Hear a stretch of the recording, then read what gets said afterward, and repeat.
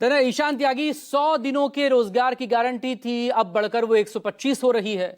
बहुत सारे लीकेज हैं जिसे ठीक करने की कोशिश की जा रही है। फिर परेशानी क्या है?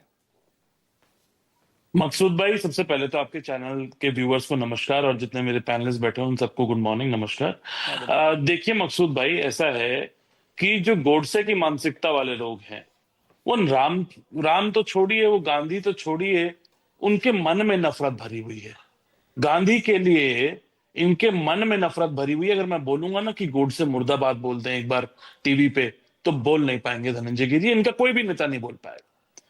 अब मैं इस डिबेट को नाम तक सीमित नहीं रखना चाहता, क्योंकि भारतीय जनता पार्टी और उसकी सरकार ये चाहती है कि ये डिबेट जो है वो नाम तक सीमित रहे। मुझे एक बात बताइए मकसूद भाई, भ्रष्टाचार होगा, जरूर भ्रष्टाचार है, लीकेजेस हैं। आपको मालूम है सबसे ज्यादा लीकेजेस कहां पर हैं? उत्तर प्रदेश में है, बिहार में है, मध्य प्रदेश में। ये टॉप 3 स्टेट्स हैं। कहां पे किसकी सरकार है? वहां पर भारतीय जनता पार्टी की सरकार है। उत्तर प्रदेश में पिछले 8 साल से सरकार है। मध्य प्रदेश में तो आप भूल जाइए कितने सालों से सरकार है। और बिहार में भी ये खुद छाती पीट के बताते थे, धनंजय गिरी वहीं से आते हैं, 20 साल से सरकार है। क्या आप लीकेजेस नहीं रोक पा रहे हैं? आप इतने असमर्थ हैं कि आप ब्यूरोक्रेसी को ठीक नहीं कर पा रहे हैं और लीकेजेस नहीं रोक पा रहे हैं। अगर आपको लीकेजेस रोकने हैं तो क्या उसके लिए नाम चेंज करने की आवश्यकता है कि नहीं है? मुझे बताइए। नाम चेंज करने से ही लीकेजेस रुकेंगे या बिना नाम चेंज किए बहुत सारी लीकेजेस रुक सकते थे? हो रही ना उसमें। आज थोड़ी देर बाद केंद्रीय मंत्री शिवराज सिंह चौहान इस पर बोलेंगे। ये 2 चीजों का हवाला दे रहे हैं, एक तो लीकेजेस का हवाला दे रहे हैं, हाँ। और एक कह रहे हैं 100 से 125 दिन कर दिया। अगर आप नाम चेंज नहीं करते तो क्या आप 100 से 125 दिन उसको कर पाते कि नहीं कर पाते? मुझे बता दीजिए। नाम चेंज करना जरूरी था उसके लिए। एक सवाल का जवाब और दे दें कि न्यूनतम जो मजदूरी है वो पिछले 8 वर्षों में कितनी बार इस सरकार ने, मोदी सरकार ने बढ़ाने का काम किया? मुझे इस सवाल का जवाब दे दीजिए। मुझे इस सवाल का जवाब दे दीजिए। आप भी ग्रामीण क्षेत्र से आते होंगे मकसूद भाई, मुझे लगता है जितने पैनलिस्ट यहां बैठे हुए हैं वो मैक्सिमम ग्रामीण क्षेत्र से आते हैं। मैं भी ग्रामीण क्षेत्र से आता हूं। ये बोला जाता है कि एक मजदूर को उसका पसीना सूखने से पहले उसको मजदूरी दे देनी चाहिए। बंगाल के ही, अभी राजीव रंजन जी ने भी बताया, बंगाल के ही जो मनरेगा के मजदूर हैं जिनका मजदूरी भी रुकी हुई है, केंद्र सरकार ने रुकी हुई है, क्योंकि पता है कि चुनाव है, वहां इसको मुद्दा बनाना है हमें, इसीलिए उनकी मजदूरी रोकी हुई है। उनका पसीना सूख गया, उनकी हाथों की नमी चली गई, लेकिन इस सरकार ने उनका अभी तक मजदूरी जो है, जो बकाया है, उसको चुकाने का काम नहीं किया। तीसरी सबसे महत्वपूर्ण बात, जो सरकार, मैं पहली बार ऐसा देख रहा हूं भाई, पहले सरकारें क्या होता था कि रोजगार की गारंटी देती थी। यह सरकार भी उसी वादे पे आई थी कि हम हर प्रति वर्ष 2 करोड़ लोगों को नौकरियां देने का काम करेंगे।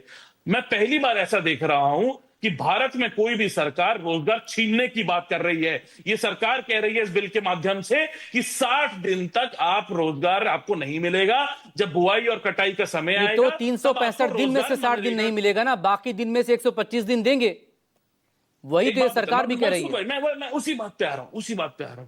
पहले क्या होता था मकसूद जी कि जब बुआई और कटाई का समय आता था तो अगर मनरेगा का जो मिनिमम वेज है उससे ज्यादा अगर आपको पैसा मिल रहा था बुआई कटाई में, तो आप वहां चले जाते थे। कॉम्पिटिटिव प्राइसिंग थी। अब क्या होगा कि मान लीजिए 300 रुपया मनरेगा में मिल रहा है, अब उस व्यक्ति के पास काम तो है नहीं, मजदूर के पास, तो जो ठेकेदार है उस जमीन का, अगर वो कहेगा 100 रुपए में मेरे लिए बंधुआ मजदूरी करो, तो उसको करनी पड़ेगी। ठीक है, बाउंडेशन यहां पर हो जाएगी। जी बिल्कुल, बाउंडेशन होगी। ये सरकार लोगों को बंधुआ मजदूर। धनंजय जी प्लीज जवाब दीजिए, बाकी और पैनलिस्ट इंतजार कर रहे हैं। धनंजय जी आखिरी बात, मकसूद जी आखिरी बात, ठीक है, जल्दी कर दें। आखिरी बात जो देखिए क्या है कि एक मिनट आप बोल दीजिएगा धनंजय जी। जो हमारी पंचायती राज व्यवस्था है, पंचायती राज, हाँ बिल्कुल अच्छी बात है, हम दोनों को एक दूसरे के बीच में नहीं बोलना है। जो पंचायती राज व्यवस्था है हमारी, उसको कमजोर करने का काम ये जो बिल है ये कर रहा है। क्योंकि पहले क्या होता था, अगर एक मजदूर अपनी ग्राम पंचायत के पास जाके या प्रधान के पास जाके कहेगा कि मुझे काम चाहिए, तो 15 दिन में सरकार बाध्य होती थी उसको काम देने के लिए। लेकिन अब क्या है कि केंद्र की सरकार के हाथ में ये जो पूरी बागडोर है उसके काम करने की, उसके रोजगार की, वो केंद्र के सरकार हाथ में चली जाएगी। और ये देश का जो फेडरल स्ट्रक्चर है उस पे सबसे बड़ा प्रहार मोदी सरकार इस समय कर रही है, क्योंकि ये चाहते हैं नहीं, लेकिन गारंटी हटाई नहीं गई है ना, अभी भी इसका नाम तो यही है, विकसित भारत रोजगार और आजीविका गारंटी मिशन विधेयक 2025, तो गारंटी तो यहां भी रहेगी। उसमें भी 5 सेकंड सुन लीजिए, उसमें भी 5 सेकंड सुन लीजिए। अभी कह रहे हैं प्रभु श्री राम का नाम इसमें है, क्या राम की फुल फॉर्म रोजगार एंड आजीविका मिशन है? भाई प्रभु श्री राम और रोजगार एंड आजीविका मिशन में फर्क है। ये क्या चाहते हैं कि जो पूरी डिबेट है इस पे, जो पूरा डिस्कशन है इस पे, वो सिर्फ नाम पे आ जाए। हम नहीं चाहते कि पूरा डिस्कशन नाम पे आ जाए। आप बिना नाम चेंज बिल्कुल नाम पर आना भी नहीं चाहिए।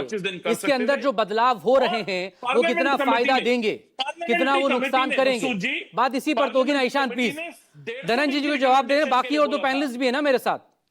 ना धनंजय जी प्लीज जल्दी रिस्पॉन्ड कर दें। 150 दिन की रिकमेंडेशन दी थी, लेकिन उन्होंने 125 ही किया। मकसूद जी क्या है ना कि कांग्रेस का कराहना शुरू हुआ है, कांग्रेस अभी और कराहेगी, क्योंकि 2 लाख करोड़ खर्चा किया था हमने, 8,53,000 करोड़ कर दिया, तो कांग्रेस अभी और कराहेगी। अभी तो कराहना शुरू हुआ, अभी तो रोना पीटना शुरू हुआ है, लेकिन इस देश की जनता सराहेगी और सराह रही है। उसी सराहने का नतीजा है कि हम सेवा में लगातार आ रहे हैं। दूसरी बात, 15 दिन में पैसा मिलता था, 7 दिन में मिल जाएगा तो दिक्कत है।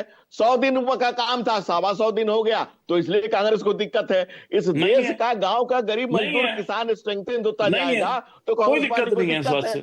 और मकसूद भाई मैं तो बीच में बोला नहीं, 125 करने में दिक्कत कुछ तो तमीज रहने चाहिए। 150 कर देते, पार्लियामेंट्री कमेटी की रिकमेंडेशन थी, 150 कर देते। मकसूद भाई ये तो बदतमीजी हो रही है ना।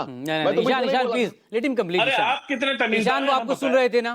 बदतमीज और ये सब शब्दों का इस्तेमाल मत करिए। भाईचारा है, भाईचारा बदतमीजी हो रही है भाई साहब, बीच में बोलना ही बदतमीजी। धनंजय जी नाउ प्लीज कंप्लीट। धनंजय जी दूसरा, अभी नाथूराम को बड़ा याद कर रहे थे। ठीक है, नाथूराम का प्लीज मेरे साथ बने रहिएगा।